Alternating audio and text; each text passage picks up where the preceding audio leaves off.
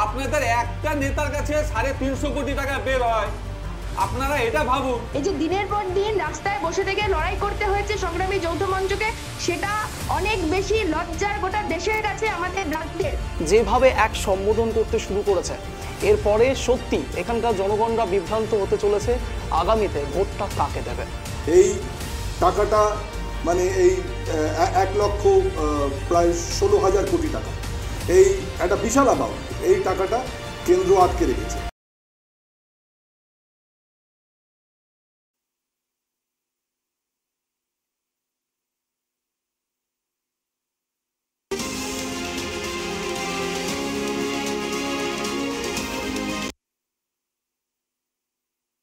বুঝলেন, যেখানে দেখিবে ছাই উড়াইয়া দেখো তাই, পাইলেও পাইতে পারেন অমূল্য রতন। নিশ্চয়ই আপনারা এই প্রবাদ বাক্যের সঙ্গে অতপ্রতভাবে বিশ্বাস করেন এবং শুনেও থেকেছেন একেবারে ছোটবেলা থেকে। কিন্তু এইটা দিয়ে কেন শুরু করলাম? একেবারে বলা যেতে পারে বিধায়কের বাড়ি থেকে 1-2 লক্ষ টাকা নয়, 72 লক্ষ টাকা একেবারে বলা যেতে পারে আয়কর দপ্তরের হানা থেকে বেরিয়ে এসছে।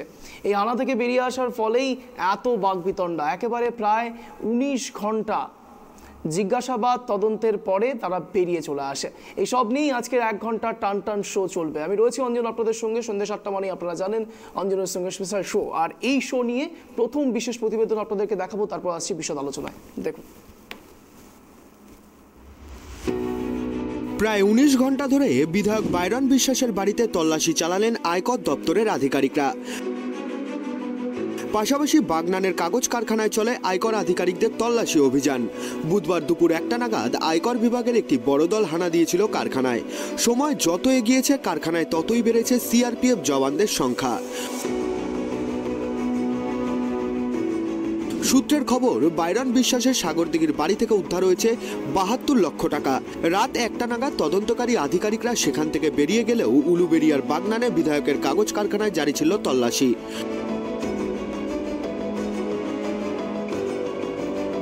বুধবার 7 সকালেই বাইরন বিশ্বাসের সাগরদিঘি ও ধুলিয়ানে দুটি বাড়িতেই হানা দেন আয়কর দপ্তরের আধিকারিকরা। দুটি বাড়িতেই সমান তালে চলে তল্লাশি। পাশাপাশি বিড়ি কারখানা, চা কোম্পানি, হাসপাতালেও হানা দিয়েছিলেন কেন্দ্রীয় এজেন্সির আধিকারিকরা। দীর্ঘক্ষণ তল্লাশি চলার পর রাতের বেলা তৃণমূল এই নেতার বাড়ি থেকে উদ্ধার হয় 72 লক্ষ টাকা। শুধু তাই নয়, তল্লাশিতে কিছু পরিমাণ সোনা উদ্ধার হয়েছে বলে সূত্রের খবর। এদিকে এজেন্সির তল্লাশি চলাকালীনই বাড়িতেই অসুস্থ হয়ে পড়েন মুর্শিদাবাদের সাগরদিঘির বিধায়ক তথা তৃণমূল নেতা বাইরন বিশ্বাস। তড়িঘড়ি তাকে উদ্ধার করে নিয়ে যাওয়া হয় নার্সিংহোমে। রাত 9টা নাগাদ তার বাড়ি থেকে একটি কালো গাড়ি বেরোতে দেখা যায়, তাতেই ওঠেন বাইরন। পরিবার সূত্রের খবর, দুপুরের দিকে নথি পরীক্ষা করার সময় জিজ্ঞাসাবাদ করা শুরু করেন কেন্দ্রীয় সংস্থার কর্তারা। সেই সময় থেকেই অসুস্থ বোধ করতে থাকেন বিধায়ক। সময় বাড়লেও সমস্যা আরও বাড়তে থাকে। বাড়িতে চিকিৎসকদের নিয়ে আসা হলেও কোনো কাজ না হওয়ায় পরে রাত 9টা নাগাদ বাইরনকে তার নিজের নার্সিংহোমে ভর্তি করানো হয়। সূত্রের খবর, রক্তের সুগার লেভেল অস্বাভাবিক হারে কমে যাওয়ার কারণেই অসুস্থ হয়ে পড়েছিলেন বিধায়ক। অভিযোগ, দীর্ঘদিন ধরেই কর ফাঁকি দিয়ে আসছেন বিধায়ক বাইরন বিশ্বাস। সেই কারণেই তার বাড়িতে আয়কর হানা। শুধু বাইরনের বাড়িতেই নয়, গতকাল মুর্শিদাবাদ এবং বীরভূমের একাধিক জায়গাতেও আয়কর তল্লাশি চলেছে। উল্লেখ্য, বিধানসভা উপনির্বাচনে কংগ্রেসের টিকিটে জিতেছিলেন বাইরন বিশ্বাস। তবে 20 দিনের মাথায় হঠাৎই দল বদল করেন তিনি। তৃণমূলের সর্বভারতীয় সাধারণ সম্পাদক অভিষেক বন্দ্যোপাধ্যায়ের হাত থেকে ঘাসফুলের পতাকা হাতে তুলে নেন বাইরন।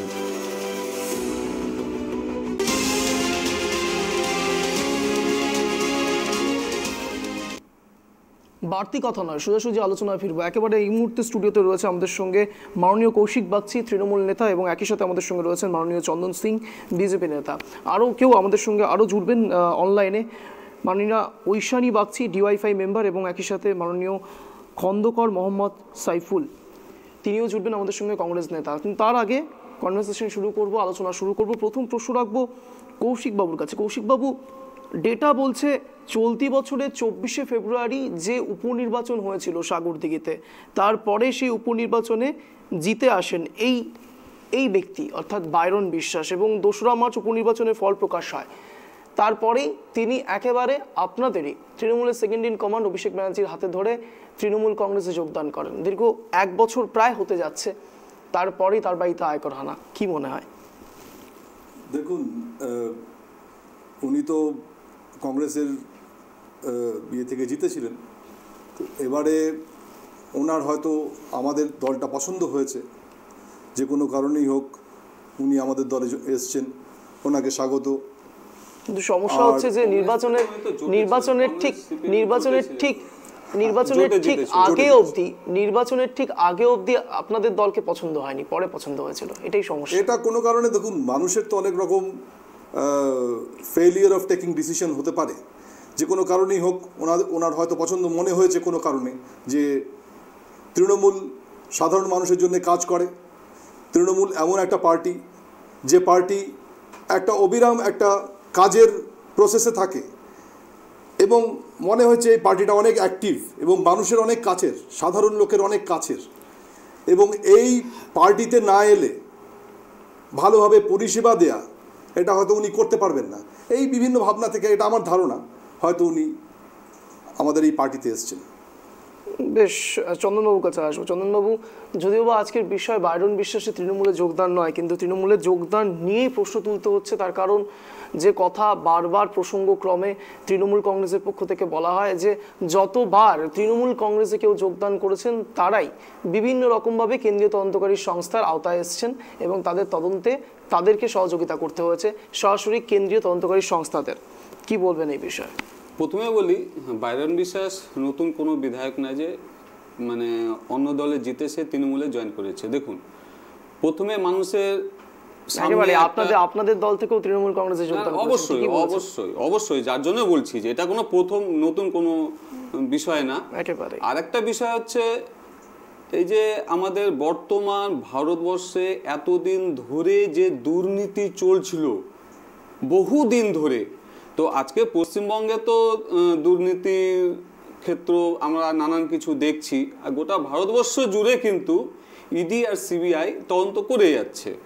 আমাদের প্রধানমন্ত্রী বলেছিল একটা কথা 2014 সালে, যে তারপরে উনি বলেছিল না খাউঙ্গা না খানে দুঙ্গা।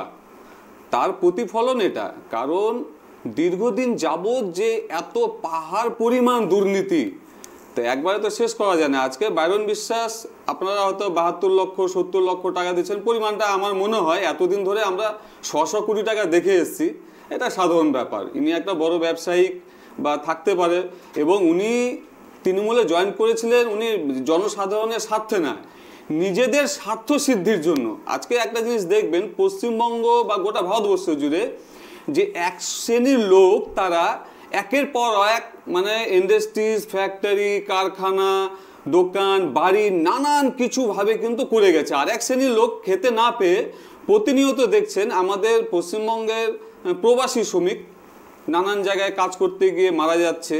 আজকেও দেখলাম যে এক জায়গায় মারা গেছে, মুর্শিদাবাদে একজন শ্রমিক বাইরে কাজ করতে গিয়ে মারা গেছে। তো বিষয় হচ্ছে আমার একটা প্রশ্ন তাহলে কৌশিকবাবুর কাছে, যে বর্তমান আপনারা বলছেন যে তৃণমূল এত কাজ করে, সবসময় কাজের সঙ্গে যুক্ত থাকে, মানুষের উন্নয়নের সাথে যুক্ত থাকে, তো আমাদের গোটা ভারতবর্ষে পশ্চিমবঙ্গ একটা নজিরবিহীন রাজ্য হয়ে উঠেছে দুর্নীতির দিক থেকে। তো আপনারা যদি এত সাধারণ লোকের উন্নয়ন করে থাকেন, এত কাজ করে থাকেন, তাহলে সাধারণ মানুষ এইভাবে কেন কষ্ট করে তাদের দিন যাপন করছে? সাধারণত 100 দিনের টাকা পাচ্ছে না, প্রধানমন্ত্রী আবাস যোজনা ঘর পাচ্ছে না, যাদের দোতলা তিনতলা বাড়ি আছে তারা সেই সব টাকা পাচ্ছে। এবং চন্দ্রবাবু, এখান থেকে একটা কনফিউশন তৈরি হয়। কৌশিকবাবুর কাছে আসবো। কৌশিকবাবু, যেহেতু আপনি প্রশ্ন করেছেন, কৌশিকবাবু থেকে উত্তর আমি নেব, কৌশিকবাবু হয়তো উত্তর দেবেন, কিন্তু তার আগে আমার একটা কথা রয়েছে। আপনিও বলছেন 100 দিনের কাজের কথা, আবাস যোজনার কথা, এবার মানুষ অত্যন্ত বিভ্রান্ত। আমি উত্তর নেব। তার আগে একটা কথা শুনে নিন। আমাদের একটা সংবাদ মাধ্যমের শুধু প্রশ্ন নয়, আমার মনে হয় এটা সমস্ত দর্শক যারা এই মুহূর্তে ট্রাইব টিভি দেখছে কিংবা দেখেন, তাদের মনেও কিন্তু এই প্রশ্নটা আসতে এবার বাধ্য হবে যে কে সত্যি বলছেন। তার কারণ আপনারা বলছেন রাজ্য সরকার দিচ্ছেন না, রাজ্য সরকার বলছে কেন্দ্র সরকার দিচ্ছেন না। এই দুইয়ের ঘেরাটোপের মাঝে কোনো এক জায়গাতে এবার কিন্তু মানুষ বিভ্রান্ত হতে শুরু করেছে। চন্দনবাবু, উত্তর নেব কৌশিকবাবুর কাছে। কৌশিকবাবু বলুন। দেখুন, এটা আমরা জানি যে গত 20শে ডিসেম্বর যে আমাদের মুখ্যমন্ত্রীর সাথে প্রধানমন্ত্রীর হয়েছিল, উনি টাকাটা চেয়েছেন, এবং এটা সবাই জানে। এই টাকাটা মানে এই 1,00,000 প্রায় 16,000 কোটি টাকা, এই একটা বিশাল অ্যামাউন্ট। এই টাকাটা কেন্দ্র আটকে রেখেছে, as a result of which আপনার আবাস যোজনার টাকা বলুন, বা বিভিন্ন ধরনের হেলথ স্কিম বলুন, বা আপনার এই 100 দিনের, যেটা মেনলি হচ্ছে 100 দিনের কাজের টাকা, সবই তো এটা আপনার সেন্ট্রাল আটকে রেখেছে। এবং এটা করে এক ধরনের ব্ল্যাকমেলিং করছে। কে করছে? এটা ডেফিনেটলি কেন্দ্রীয় সরকার। আপনার রাজ্য সরকার ব্ল্যাকমেলিং করছে, যারা এটা কিন্তু definitely কেন্দ্রীয় না সরকার দেখুন করছে। আমি বলছি, এবং উনি আপনারা আপনাদেরকে আমি বলি, বারে বারে federal বলা হচ্ছে structure- আপনাকে federal কোনো structure আপনার সংস্থা জানা উচিত।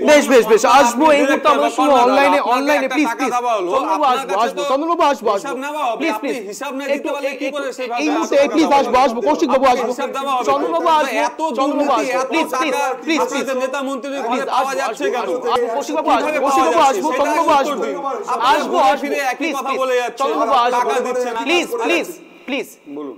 এই মুহূর্তে আমাদের সঙ্গে অনলাইনে জুড়ে গিয়েছেন ইতিমধ্যেই মাননীয়া ঐশানী বাগচি, ডিওয়াইফাই সদস্য, এবং একই সাথে খন্দকার মোহাম্মদ সাইফুল্লাহ, তিনিও জুড়েছেন আমাদের সঙ্গে, কংগ্রেস নেতা। আপনাদের দুজনকেও ট্রাইব টিভিতে স্বাগত। একটু আলাপচারিতা করে নিই। এই মুহূর্তে আমাদের সঙ্গে স্টুডিওতে রয়েছেন মাননীয় কৌশিক বাগচি মহাশয়, তৃণমূল নেতা, এবং মাননীয় চন্দন সিং, বিজেপি নেতা। সবার সঙ্গে সবাই আলাপচারিতা করিয়ে দিয়েছে, কিন্তু যে বিষয় নিয়ে কথা হচ্ছে আপনাদেরকেও একটু ব্রিফলি জানিয়ে রাখি। একেবারে দীর্ঘ 19 ঘন্টা, প্রায় 19 ঘন্টা জিজ্ঞাসাবাদ, তদন্ত, আয়কর হানা, আয়কর তল্লাশি, তারপরে সেখান থেকে বেরিয়ে এলো 72 লক্ষ টাকা। 1 লক্ষ টাকা নয়, 2 লক্ষ টাকা নয়, 72 লক্ষ টাকা। এর আগেও যা বলছিলেন চন্দনবাবু, যে এর আগেও প্রচুর পরিমাণে টাকা বেরিয়েছে, টাকার পাহাড় বলা যেতে পারে বেঙ্গল থেকে বেরিয়েছে, কিন্তু 72 লক্ষ টাকা বড্ড মানে মিনিমাম মনে হচ্ছে এখন। এই প্রশ্নের উত্তরই নেব, সরাসরি ঐশানী বাগচি ম্যাম রয়েছেন আমাদের সঙ্গে। ঐশানী, কি বলবেন এই বিষয়ে? দেখুন, প্রথমত যেটা বলার সেটা হচ্ছে যে বাইরন বিশ্বাসকে নিয়ে আমাদের এই আলোচনা হচ্ছে ঠিকই। উনি তৃণমূল জয়েন করেছিলেন আমরা জানি বেশ কিছুদিন আগে, এবং তিনি সেটা জয়েন করার পরে এই ঘটনা। তো আমরা সরাসরি বলতে পারি যে দুর্নীতিগ্রস্ত তৃণমূল কোনোদিনও শোধরাবে না, এবং তার কোনো মানে যত নবজোয়ারি হোক আর যাই হোক, সেই তাই মানেই হচ্ছে যে দুর্নীতি এবং দুর্নীতি। তাহলে ঐশানীদি আপনাকে জানিয়ে রাখি, এই বাইরন বিশ্বাসের রাজনৈতিক ইতিহাস কিন্তু একটু আলাদা রকমও আছে। তৃণমূলে এসছেন ঠিকই, কিন্তু তার আগে কিন্তু কংগ্রেস সিপিএম এর যৌথভাবে কিন্তু তিনি একসময় প্রার্থী হয়ে লড়েছিলেন সাগরদিঘি উপনির্বাচনে। তখন যদি এই স্ক্যামটা ধরা পড়তো তাহলে কি একই কথা বলতে পারতেন? দেখুন, যতদিন উনি কংগ্রেস এবং সিপিএম এর হয়ে লড়েছিলেন, তখন তো তার বিরুদ্ধে এরকম কোনো স্ক্যামের কথা পাওয়া যায়নি। স্ক্যামটা একদিনে হয় না ঐশানীদি, স্ক্যাম একদিনে হয় না, স্ক্যাম একদিনে হয় না। উনি তৃণমূল জয়েন করলেন এবং 72 লক্ষ টাকা পাওয়া গেল। উনি এবং এত অল্প সময়ের মধ্যে এতগুলো টাকা উনি কোথা থেকে পেলেন, কি পেলেন, নিশ্চয়ই সেই তথ্য তিনি ইডি সিবিআই কে দেবে। তাই সেটা নিয়ে বিশেষ মানে কি বলবো আগ্রহ আমাদের নেই জানার, কারণ আমরা জানি যে তৃণমূল মানেই চোর এবং দুর্নীতিতে ভরা একটা দল, আর তাতে যারা যোগদান করবে এবং তাতে যারা কাজ করবে তারা প্রত্যেকে দুর্নীতিগ্রস্ত হবে। আপনাদের লাস্ট 34 ইয়ার্স ভুলে যাবেন না, আপনাদের বেঙ্গল ল্যাম্প কেলেঙ্কারি ভুলে যাবেন না, আপনাদের মরিচাপি কেস ভুলে যাবেন না, এরকম মাথায় রাখবেন, সাইবারি কেস মনে রাখবেন, অনেক রকম কেলেঙ্কারি ছিল সিপিএম এর, আপনাদের কঙ্কাল কেলেঙ্কারি ছিল, সুশান্ত ঘোষের ভুলে যাবেন না ম্যাডাম। সততার প্রতীক দেখায় না, আজকে মমতা ব্যানার্জি নিজের নামের নিচে সততার প্রতীক লেখেন না, আর অভিষেক ব্যানার্জিও সততার প্রতীকের আশেপাশ দিয়েও ঘেরেন না।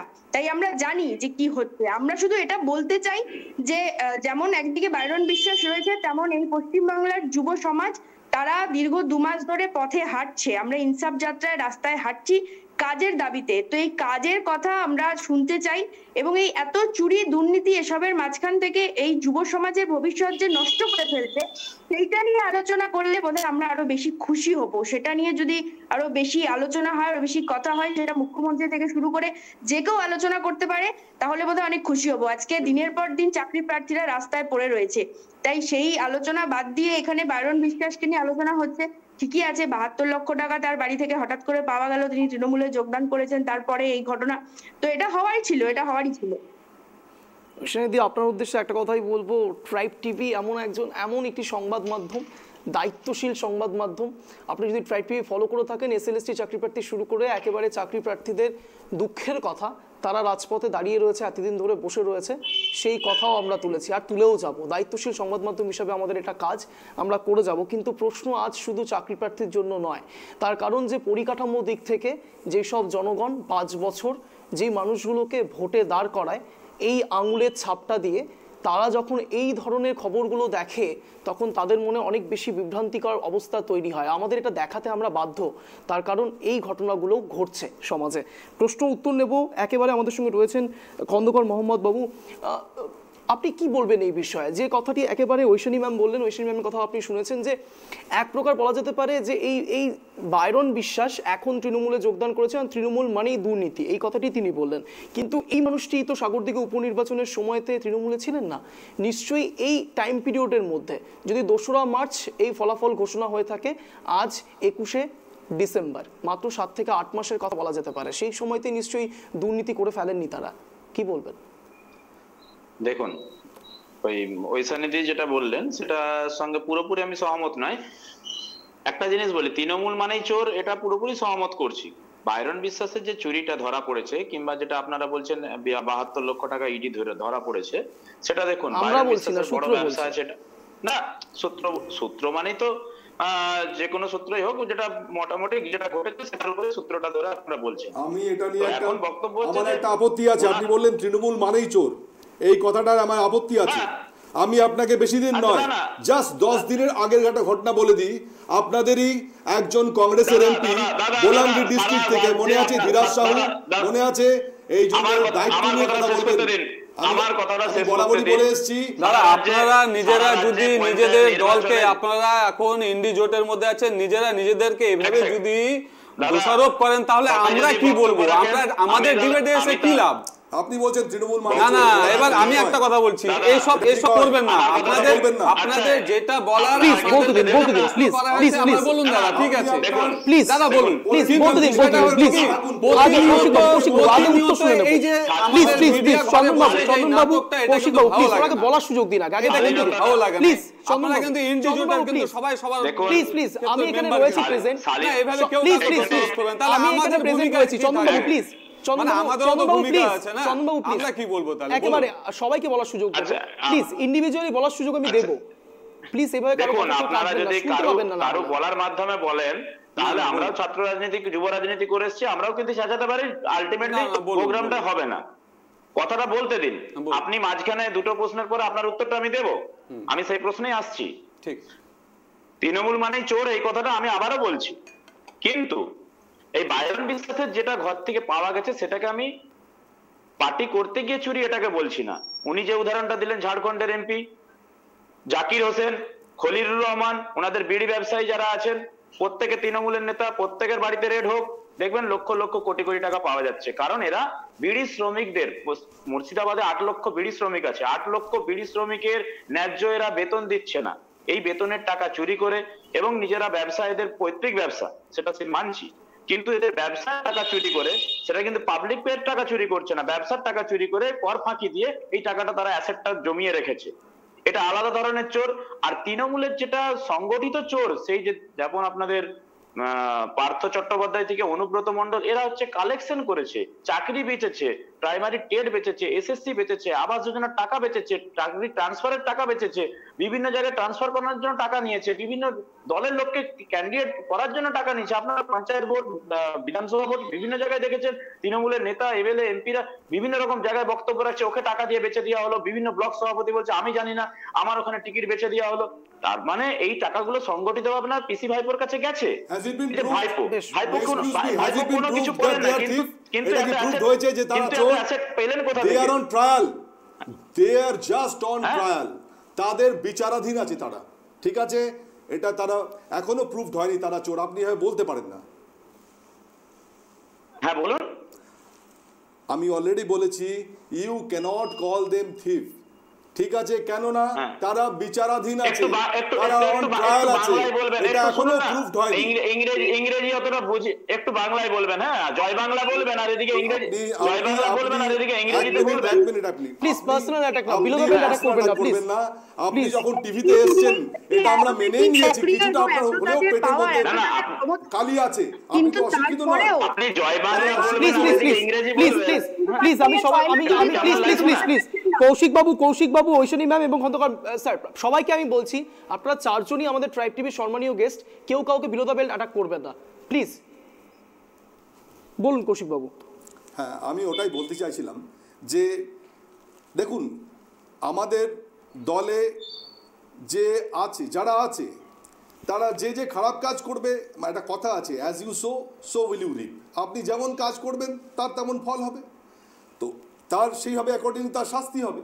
তা বলে আপনি একটা দলকে কালিমালিপ্ত করছেন। কিন্তু কৌশিক বাবু এটাও তো ঠিক বারবার তদন্ত সাপেক্ষে আচ্ছা, যেগুলো উঠে আসছে, আমার উত্তর নেব খন্দকার বাবু, আসবো আপনার কাছে।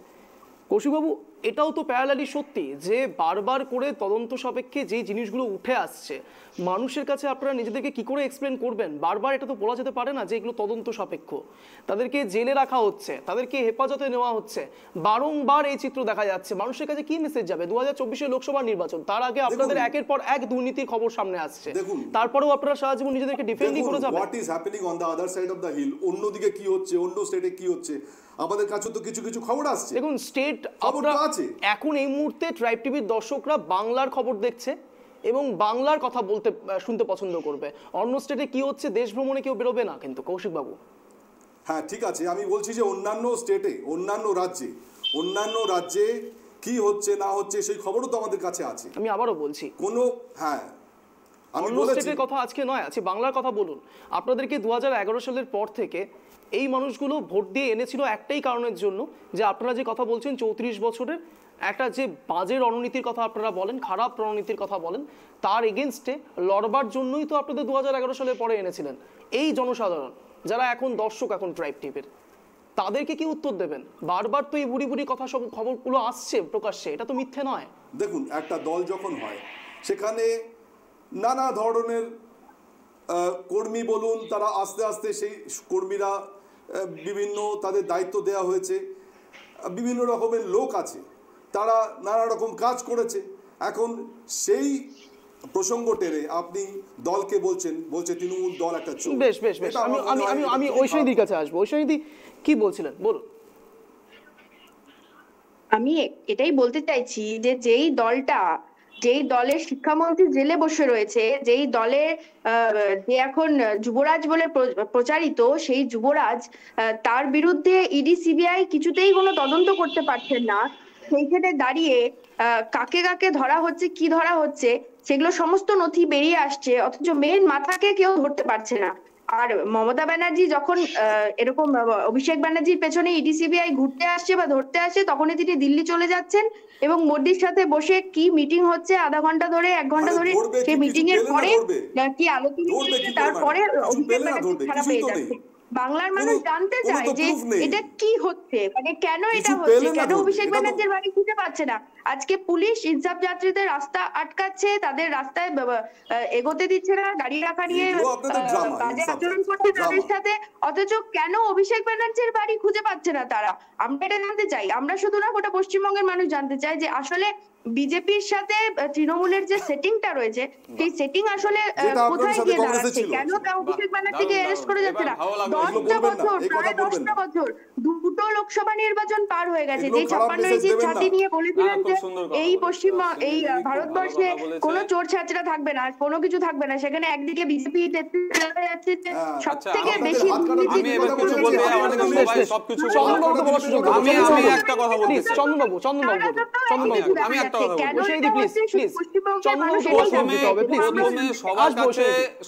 সবার কাছে, সব প্রতিনিধির কাছে আমি একটা প্রশ্ন চেয়ে নিচ্ছি যে আমরা এখানে সব দল থেকে প্রতিনিধি হয়ে এসছি, নানা রকম আমাদের সাধারণ মানুষের যাতে উন্নয়ন হয়, উন্নতি হয়, দুর্নীতি যাতে না হয়, দুর্নীতি নিয়ে আমাদের কথা হবে।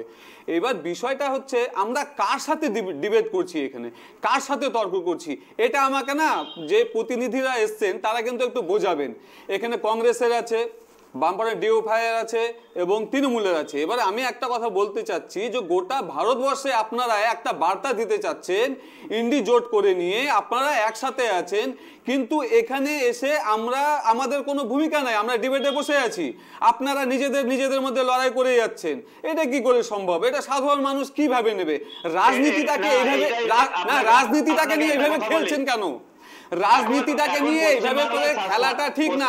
রাজনীতির কিন্তু একটা গরিমা আছে, না রাজনীতির একটা গরিমা আছে, একটা সীমাবদ্ধ জায়গায়। না না, আমি বলছি যেটা আপনাদের কি, আপনারা একটা নিজেদের অবস্থানটা আগে ঠিক করুন। আপনারা কোথায় আছেন, কেন আপনারা নিজেদের মধ্যে লড়াই করছেন? আপনাদের যেসব প্রশ্ন আছে আমার জানা আছে, ওই আপনাদের হাতরাস, ইডি, সিবিআই,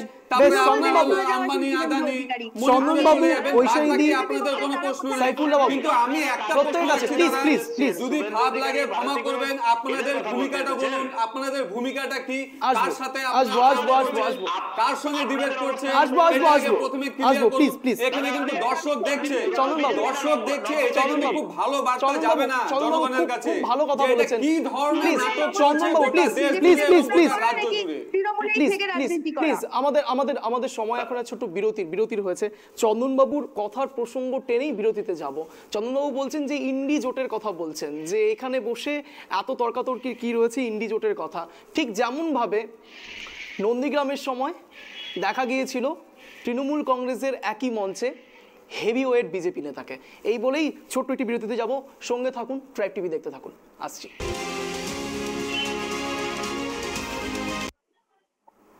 ফিরে এলাম বিরতির পরে। যেদিকে নজর একেবারে বাইরন বিশ্বাসে, বলা যেতে পারে ৭২ লক্ষ টাকা ১৯ ঘন্টা তল্লাশির পরে পাওয়া গিয়েছে।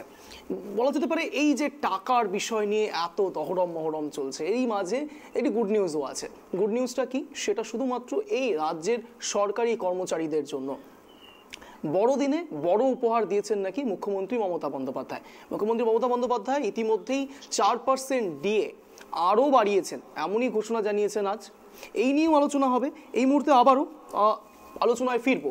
আমাদের সঙ্গে রয়েছেন ঐশানিদি। ঐশানিদি, এবার কি বলবেন?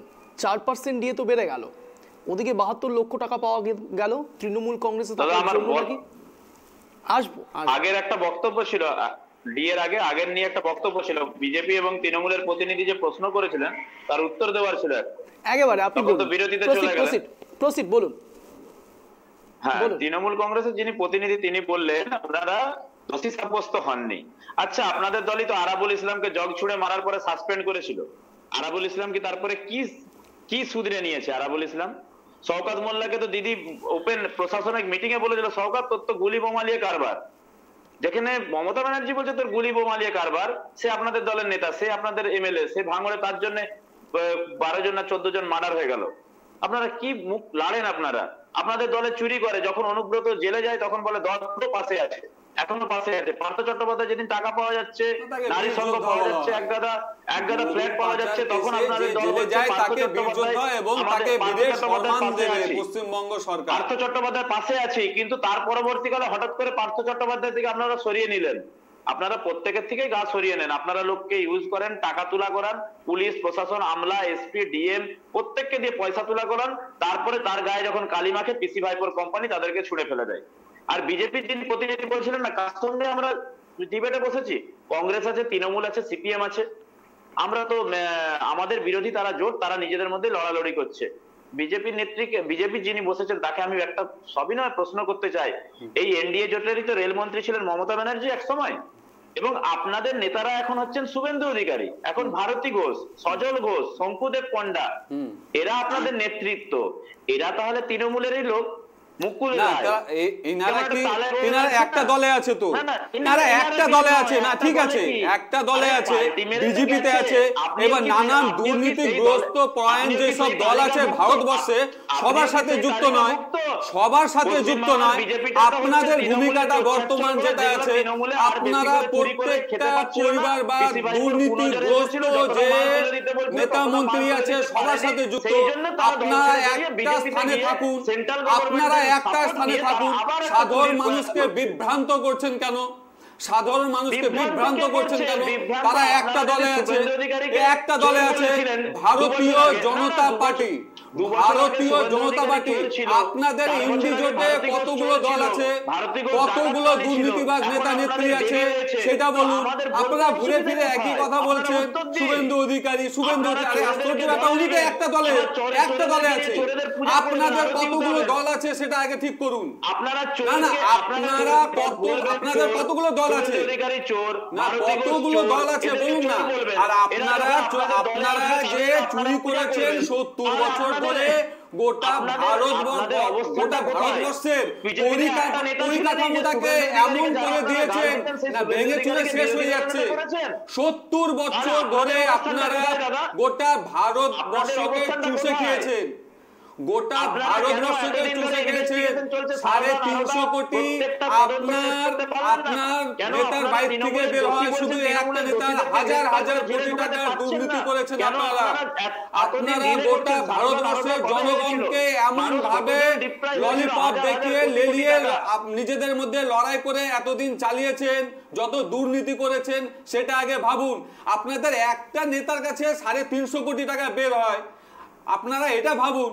বেশ বেশ বেশ বেশ বেশ চন্দনবাবু প্লিজ আসবো ফুটো বলে যে পেছনে ফুটো আছে, এটা তো অসম্ভব ব্যাপার চন্দনবাবু।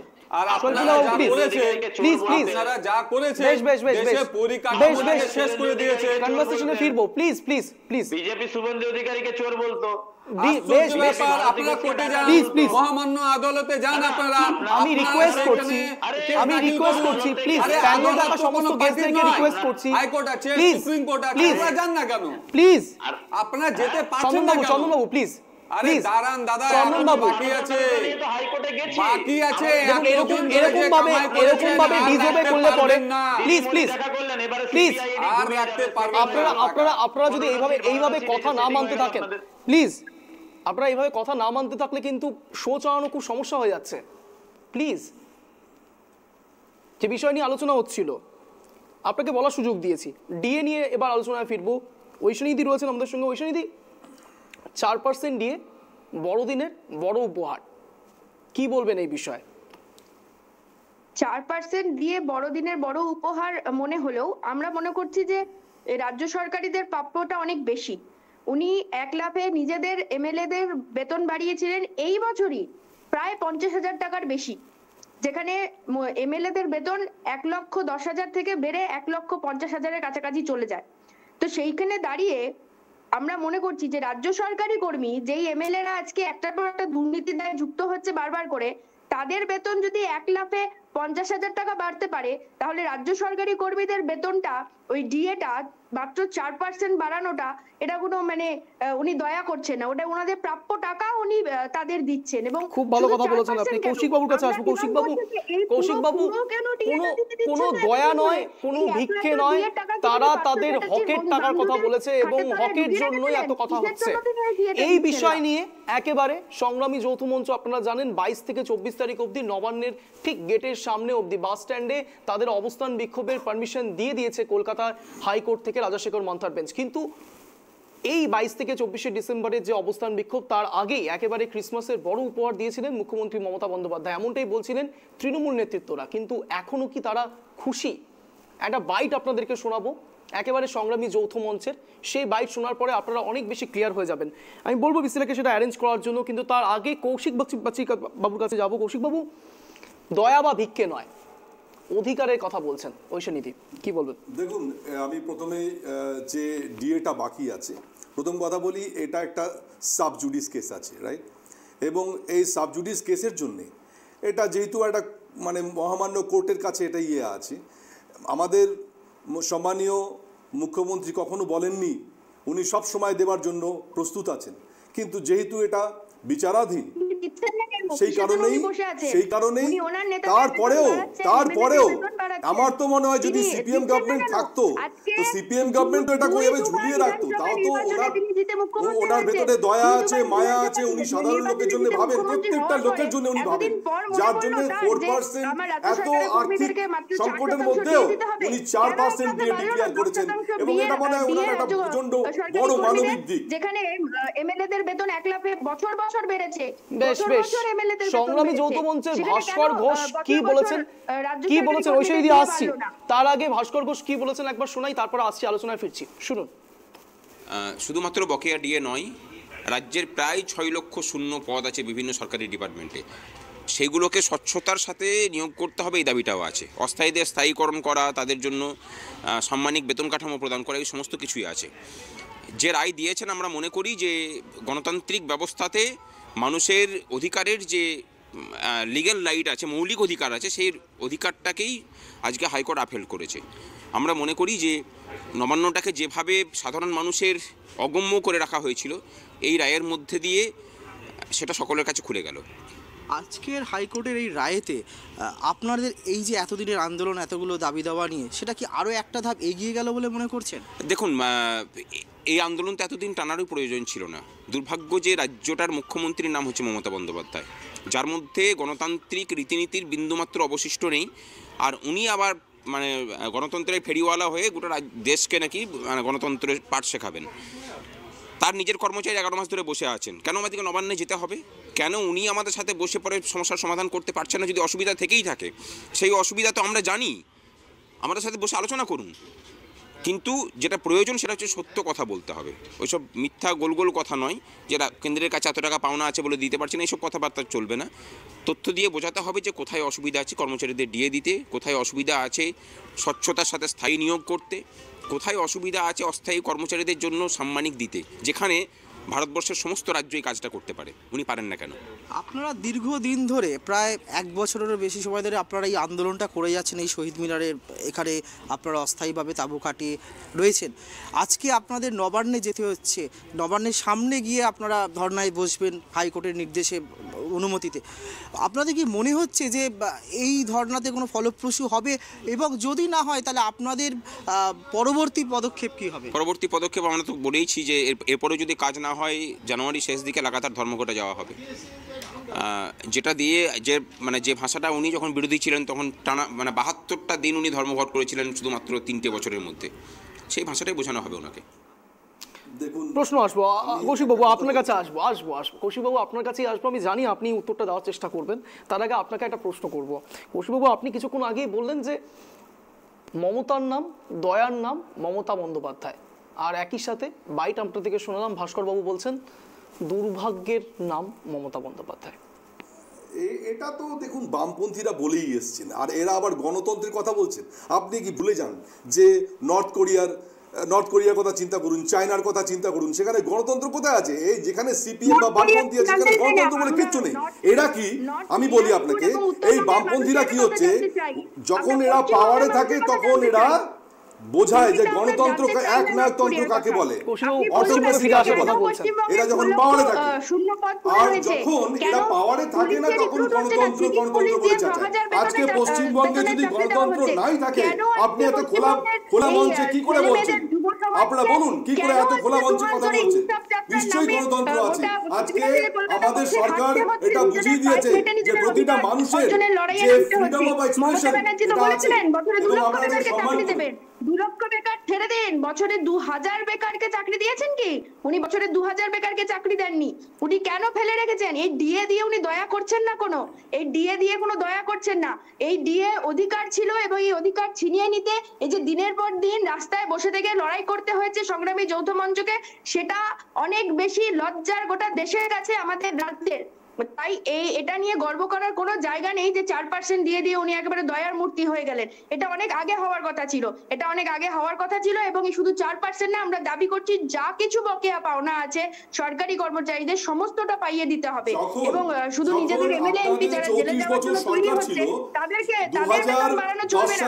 মানুষের টাকা আজকে তিনি বসবাস করছেন, এবং ঋণের বোঝা আমাদের এই সরকারের উপর চাপিয়ে দিয়ে গেল। আগে সেটার জবাব দিন। আগে বলা হতো আগে সেটার জবাব দিন। আমি সেই শব্দটা চাইছি। আমি এই বিষয়ে কথা বলতে চাই। কৌশিকবাবু বললো যে বামফ্রন্ট 34 বছর রাজত্ব করার পরে ঋণের বোঝা চাপিয়ে গিয়েছিল। ঠিক আছে, ওনার কথা যুক্তি, ঠিক আছে, ওটা একটা ঘেগ ছিল, মানুষের যে ঘেগ হয়, ঘেগের উপরে হচ্ছে বিস্ফোরণ হচ্ছে আপনাদের তৃণমূল সরকার। এখন 6 লক্ষ কোটি টাকা আমাদের রাজ্য সরকার ঋণ করে রেখেছে, সেটার আগে উত্তর দিন।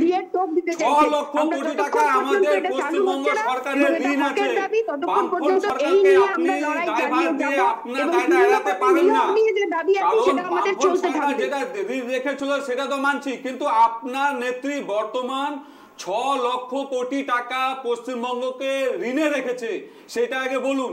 এবং ডি এর কথা বলছেন, আপনাকে 4% ডিএ দিয়েছে, খুব আপনারা লাফালাফি করছেন, আনন্দ করছেন, কিন্তু একটা কথা বলি, 36% বাকি। সামনে আমাদের লোকসভা ভোট আছে। এই সাধারণত ডিএ আন্দোলনকারী এতদিন ধরে আন্দোলন করতে গিয়ে এখন 4% ডিএ দিয়ে তাদেরকে আন্দোলনটা উঠানোর চেষ্টা করছে নেত্রী। কিন্তু একটা কথা বলি, আপনি ঋণের কথা বলছেন, এটা বলবেন না। আপনাদের কিন্তু এইভাবে বলার কোথাও জায়গা নেই, একদম এইরকম ধরনের কথা বলবেন না। কারণ এখন পশ্চিমবঙ্গের লোকের সবার কাছে মিডিয়ার যুগ, কিন্তু এটা সবাই সব জিনিস জানে, তাই কি না? আপনার 6 লক্ষ কোটি টাকা পশ্চিমবঙ্গের ঋণ আছে, ঠিক আছে, এটা কিন্তু ভাববেন। সে ঠিক আছে, খালি এক পার্টিকে দোষ দিয়ে দোষ আপনি এড়াবেন না, আপনাকে যুক্তিযুক্ত ভাবে কথা বলতে হবে। এই আর্থিক সংকটটা কাটিয়ে ওঠার জন্য আমাদের সরকার সব সময় চেষ্টা করছে, কিন্তু আপনি তো এটা চেষ্টা তো দারুণ করছে, না না চেষ্টা তো করছে, আমরা দেখতে পাচ্ছি তারপরেও কেন্দ্রীয় সরকারের আপনাদের বড় বড় নেতা মন্ত্রীর কাছে পাহাড় পরিমাণ টাকা জমে আছে, চেষ্টা করছে অবশ্যই। আপনাদের প্রত্যেকটা ক্ষেত্রে আপনাদের নেত্রী চেষ্টা করে যাচ্ছে যে কোনো আলোচনায় ফিরবো প্লিজ। চন্দ্রবাবু আসবো, যেমন বলা হয়, যেমন আসবো চন্দ্রবাবু আসবো, প্লিজ আসবো কৌশিকবাবু আসবো, চন্দ্রবাবু আসবো ফিরবো, আলোচনায় ফিরবো। তার আগে শৈফুল্লাহ বাবুর কাছ থেকে একটা জিনিস জানার চেষ্টা করবো। শৈফুল্লাহ বাবু, একটা জিনিস তো আপনি নিশ্চয়ই পারবেন, যেমন বুনো ওল তেমন বাঘা তেঁতুল, ঠিক যেমনভাবে আপনি দেখেছেন গতকালই একেবারে 20 ডিসেম্বর এক প্রকার বলা যেতে পারে হাই ভোল্টেজ বুধবার ছিল গতকাল। তার কারণ একাধারে আমরা দেখেছি মোদী মমতার বৈঠক, অন্য ধারে দেখেছি একেবারে নবান্নে গিয়ে শুভেন্দুর অভিযান, এবং আজ এই 4% ডিএ বাড়ানোর জন্য শুভেন্দু অধিকারী একেবারে যখন ডিএ বাড়ানো হলো তার কিছুক্ষণ বাদেই টুইট করে জানালেন কি, একবার পড়ে আপনাদেরকে শোনাই। West Bengal chief minister has announced a major 4% hike in dearness allowance for state government employees. The central government periodically revises dearness allowance twice a year for the central government employees based on the percentage increase in the 12 monthly average of the All India Consumer Price Index. কি বলবেন?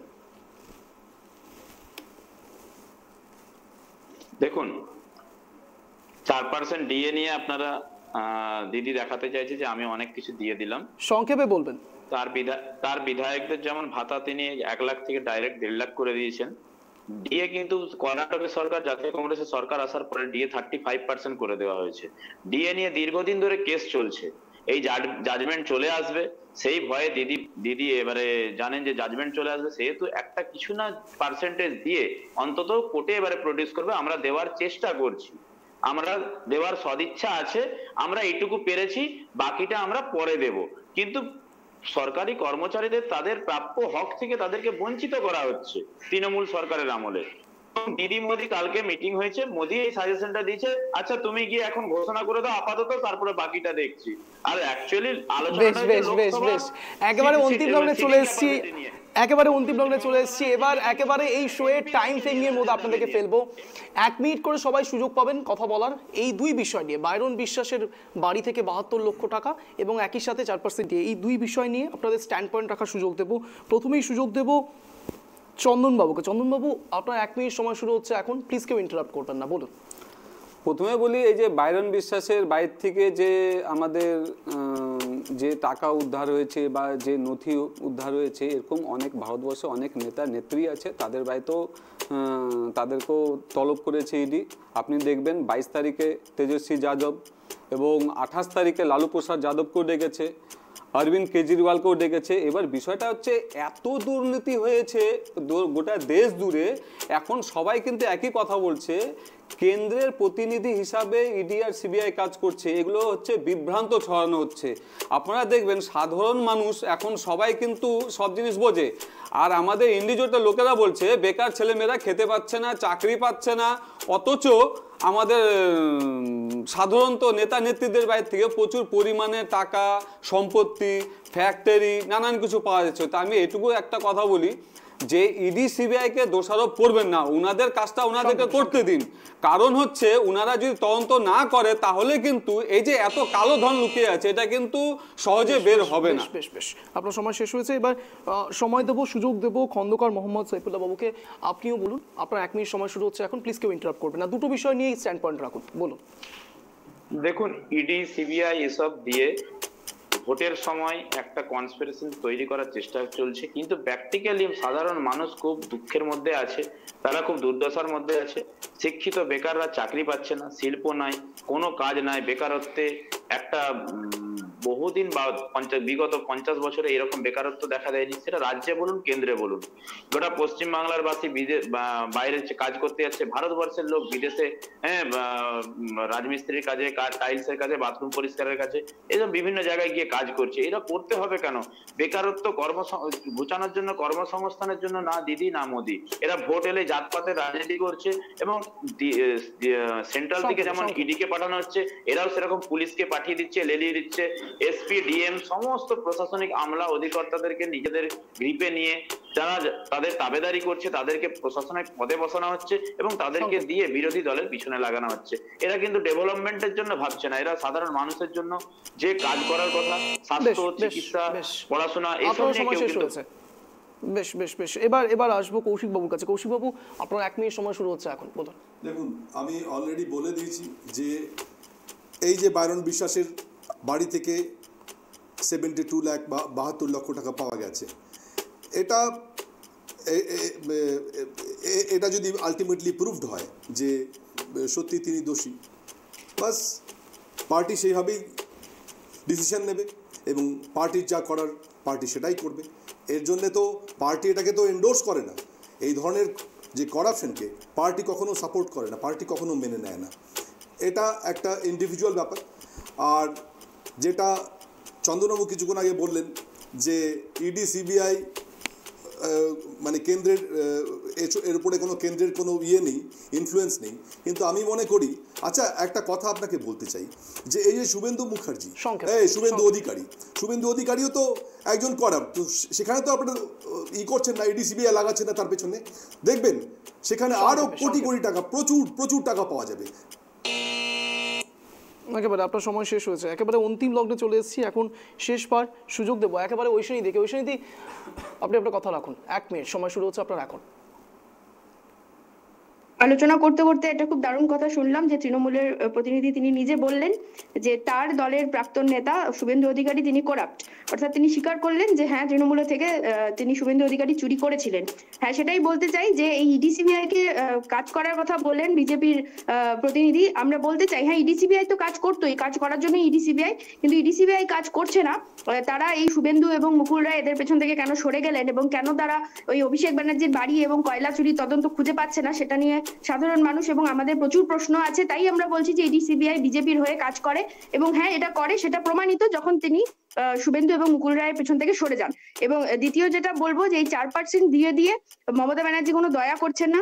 4% দিয়ে নয়, পুরো 100% দিয়ে যেটা পাওয়ার কথা রাজ্য সরকারি কর্মীদের সেটা দেওয়া উচিত। আর সেই টাকা মমতা ব্যানার্জি নিজের পকেট থেকে দেবেন না, তিনি আপনার সাধারণ মানুষের ট্যাক্সের টাকা দিয়ে দেবেন। এবং এই যে 6 লক্ষের উপরে শূন্য পদ রয়েছে সেটা অবিলম্বে ফিল আপ করতে হবে। এই বারবার কোর্টের কাছে গিয়ে এই রাজ্যের যে দুর্গতি দেখতে হয় সেটা খুব লজ্জার বিষয়, একজন পশ্চিমবঙ্গবাসী হিসেবে খুব লজ্জা বোধ করি। বেশ, আপনার সময় শেষ হয়েছে, একেবারে আপনাদের 4 জনকে 1 মিনিট সময় দিয়েছিলাম আপনাদের স্ট্যান্ড পয়েন্ট রাখার জন্য, কিন্তু এই বাইরন বিশ্বাস নিয়ে এত কথা হচ্ছে, মীনাক্ষী মুখার্জি এই বিষয়ে কি বলেছে একবার শুনিয়ে শেষ পর্যায়ে আসবো। সিবিআই যদি কোনো দলের হয়ে কাজ করে মুশকিল, কিন্তু যারা দুর্নীতিগ্রস্ত আসলে তা নয়, তৃণমূলে যে যায় সেই চোর হয়ে যায়। তৃণমূলে যে যায় সেই চোর হয়ে যায়, তৃণমূলে যে যায় সেই চোর হয়ে যায়। একেবারে অন্তিম লগ্নে এসে আপনাদের 4 জনকে জানাই ট্রাইব টিভিতে আসার জন্য অশেষ ধন্যবাদ, কিন্তু যে কথা বলে আজকের এই স্পেশাল শো শেষ করতে হচ্ছে, যেভাবে রাজনৈতিক স্তরে, বিশেষ করে বাংলায় রাজনৈতিক স্তরে এক পার্টি আরেক পার্টির লোকেদের যেভাবে এক সম্বোধন করতে শুরু করেছে, এরপরে সত্যি এখানকার জনগণরা বিভ্রান্ত হতে চলেছে আগামীতে ভোটটা কাকে দেবে। সামনে 2024 লোকসভা নির্বাচন, আর আপনাদের কাছেই থাকে এই সব কিছুর মোহরা। আর আপনারা যারা পলিটিক্যাল পার্টি করেন, যারা লিডার্স, তারা তাদের নিজস্ব জায়গা যদি সঠিক না রাখতে পারেন তাহলে কিন্তু বড়সড় প্রশ্নের মুখে পড়তে চলেছেন আপনারা। তার কারণ সামনেই নির্বাচন। এই কথা বলেই আজকের এই স্পেশাল শো শেষ করবো। আগামীতে একেবারে এইরকমই শো দেখার জন্য, টান 1 ঘন্টা শো দেখার জন্য নজর রাখতে হবে ঠিক সন্ধ্যে 7টায় ট্রাইব টিভির পর্দায় এক কথায় অঞ্চলে। ধন্যবাদ।